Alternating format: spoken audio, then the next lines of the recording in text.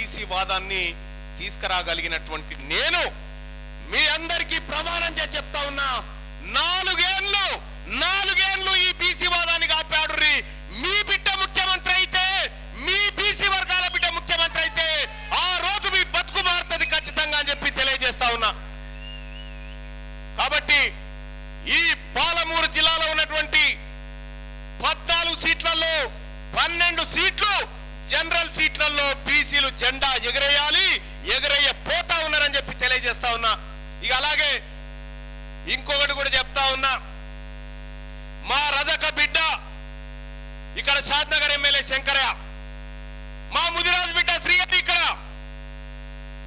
శ్రీహరి ఈ తెలంగాణ రాష్ట్రంలో అత్యధిక బీసీ జనాభా ఉన్న ముదిరాజు బిడ్డ మంత్రిగా ఇంకా ఎందుకు అయితలేడని నేను అడుగుతా ఉన్నా. పిడికేడు మంది లేని మీరు ఇక్కడి నుంచి మొత్తం తెలంగాణ రాష్ట్రంలో వెలుమోళ్ళు ఎంతమంది ఉన్నారు ఎరికేనా? ఎక్కడ 5 లక్షలు, 1,02,000, 1,02,000 మందే. ఏడ వార్డు మెంబర్ కూడా గెలవరాలు, వాళ్ళు వేసుకున్నా కూడా. గట్టిగా మహబూబ్నగర్ మున్సిపాలిటీకి సరిపోవు ఓట్లు, వాళ్ళకో మంత్రి పదవి. మొత్తం తెలంగాణ రాష్ట్రంలో రెడ్లు ఎంతమంది ఉన్నారు ఎరికేనా? 10,50,200 మంది ఉన్నారు. 10,50,200 మంది ఉన్నారు. వీళ్ళ ఓట్లు వీళ్ళు వేసుకుంటే 2 ఎమ్మెల్యేల కంటే ఎక్కువ గారు. మరి ముదిరాజులు 30 లక్షల వరకు ఉన్న ముదిరాజు బిడ్డలకు మంత్రి లేడా?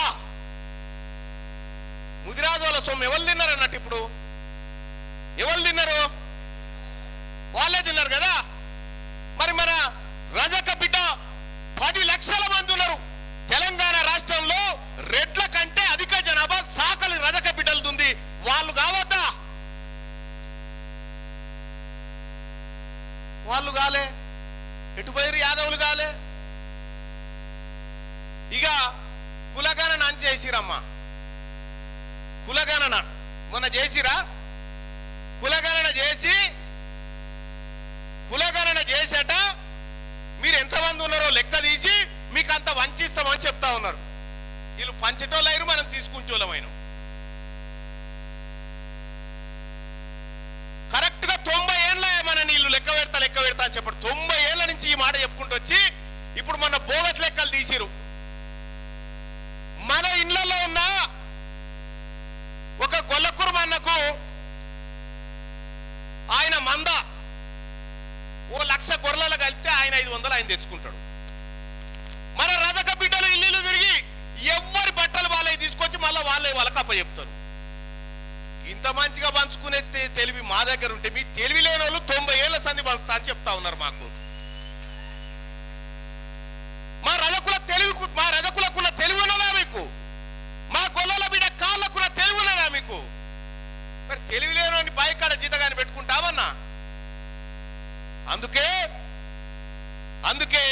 ఈ జీతగాళ్ళని తీసేసి మన వ్యవసాయం మనం చేసుకుందాం. మన వ్యవసాయం మనం చేసుకొని రాబోయే తెలంగాణ రాష్ట్రంలో మన బీసీలు ముఖ్యమంత్రులుగా, మన బీసీలో 10 మంది మంత్రులు కూర్చుంటే ఎంత అందంగా ఉంటుందా అసెంబ్లీలో. ఈ పాలమూరు కాడున్నటువంటి బిడ్డలకు కూడా చెప్తా ఉన్నా, ఈ బీసీ బిడ్డలకు చెప్తా ఉన్నా, పోయి చూసిరా పోరు ఒకసారి. అట్లా పోయి అసెంబ్లీ కాడికి పోయిరా పోరి, సీట్లు ఆడున్నాయో చూసుకోరి. పోయిరారు, అట్లా ఖాళీ ఎందుకుంటారు? మీ ఆడనే ఉన్నాయి, పోయి అట్లా పోయి చూసుకొచ్చుకోరు ఒకసారి. పోయి యాడికి పోవు, అవి వస్తాయి మీయే. గేట్లు మూసి అని చేసుకు మనం ఇంటికాడ గేట్లు మూయమా మళ్ళా ఈడి కోర్టుకు వస్తే? అందుకోసమే మీరేం అధైర్యపడకండి. మీ బిడ్డ తీన్మార్ మల్లన్న ఇలా తెగించి కొట్లాడి పరిగేసి నిలబడ్డా. నేను దేనికి డబ్బులకు ఇంకో దానికి లొంగిపోకుండా నాకు నా బీసీలకే వాటా దక్కాలే, నా బీసీ బిడ్డల బతుకులు మారాలని ఇలా ప్రజాక్షేత్రంలో నిలబడ్డా. మీరందరూ కూడా ఇలా మా బిడ్డ మా కోసం కొట్లాడుతున్నాడని చెప్పి ఇలా మీరందరూ కూడా ఇక్కడికి వచ్చి ఈ బీసీ వాదాన్ని బలపరిచి మేమంతా ఒకటే అనేటువంటి, మాకు పార్టీలు కాదు, మా యుద్ధం బీఫామ్లకు బీసీలకు మధ్య యుద్ధం.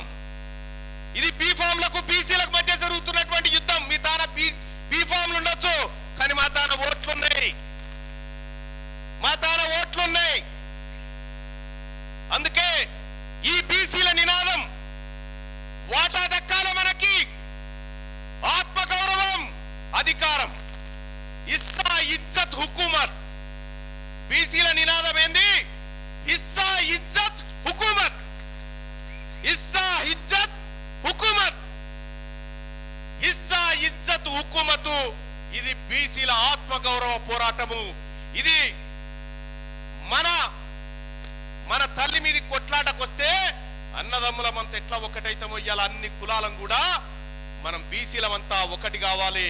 మన సోదరులు ఎంబీసీ కులాలను కూడా కడుపులో పెట్టుకొని పోవాలి. కనీసం 15 మంది ఎంబీసీ బిడ్డలు అసెంబ్లీలో అడుగు పెట్టాలి.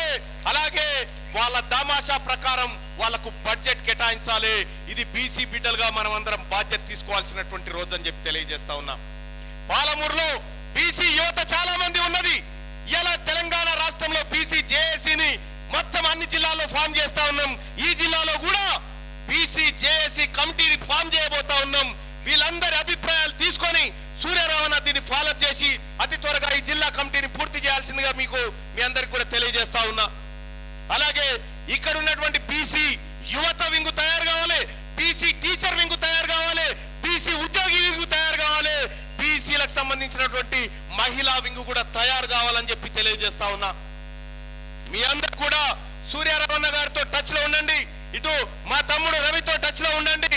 మేమంతా కూడా ఈ కమిటీలు వేసి తద్వారా ఉద్యమాన్ని మరింత బలోపేతం చేసి ముందుకు తీసుకుపోతా ఉన్నామని చెప్పి తెలియజేసుకుంటూ, రేపటి నుంచి ఈ పాలమూరు జిల్లాలో ప్రతి ఇంటికి ఒక మల్లన్న తయారు కావాలి, ప్రతి ఇంటికి ఒక బీసీ నినాదం బయటికి రావాలి, ప్రతి ఇంట్లో నుంచి ఒక ఉద్యమకారుడు బయటికి వెళ్ళాలి. ఈ తెలంగాణ ఉద్యమాన్ని తలదన్నే రీతిలో రేపు పొద్దుగల బీసీ ఉద్యమం పుట్టబోతా ఉంది. ఈ ఉద్యమానికి మా అక్కలు మంగళారతి పట్టాలి, మా అన్నలు పిడికిలి చేయబట్టాలి, జై కొట్టాలి. హమారా ఇస్సా, హమారా ఇజ్జత్, హమారా హుకూమత్ అని చెప్పి మనమంతా ముందుకు పోవాలని చెప్పి తెలియజేసుకుంటూ, ఇక్కడికి వచ్చినటువంటి బిడ్డలారా మీ అందరూ ఒకటి గుర్తు పెట్టుకోండి. 4 ఏళ్లలో నీ రాజ్యం వస్తుంది, 4 ఏళ్లలో నీ బతుకు మారే రోజు వస్తుంది అని చెప్పి తెలియజేసుకుంటూ, ఇక్కడికి విచ్చేసినటువంటి అందరికీ మరోసారి పేరు పేరున ధన్యవాదాలు తెలియజేసుకుంటూ, అందరూ పిడికిలి బిగించి జై బీసీ, జై బీసీ, జై బీసీ, జై బీసీ, జై బీసీ.